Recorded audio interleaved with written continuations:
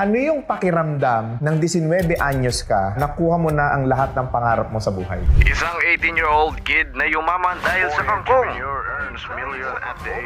Mahirap. Imaginein mo na 17 years old ka pa lang, meron ka ng 100 empleyado. Grabe, no? First thing na ginawa ko from namumulot ng kangkong, gumawa ako ng packaging, umupo ko sa computer ko, gumawa ako ng sarili kong logo. After nun, niluto ko na siya, tsaka ako nagsimula na mag-photoshoot. Saan mo naman na yung ganyang klaseng mentality? Tingin ko dahil to sa hardships na naranasan ko noong bata ako. Gawin nating motivation ang kahirapan ng ating buhay. After 6 months of consistently working, cooking, 12 hours a day, 7 times a week, nakuha namin ng malaking order, biglang dumagsa na ang order nung nakilala sa social media at nag-boom. Doon ko na-earn ang first million ko. Anong masasabi mo sa mga taong nagsasabi sa'yo na mayabang ka, hambog ka? The most important asset I have is my ability to be self-assured. I'd rather be bashed and save a life than be praised and help no one.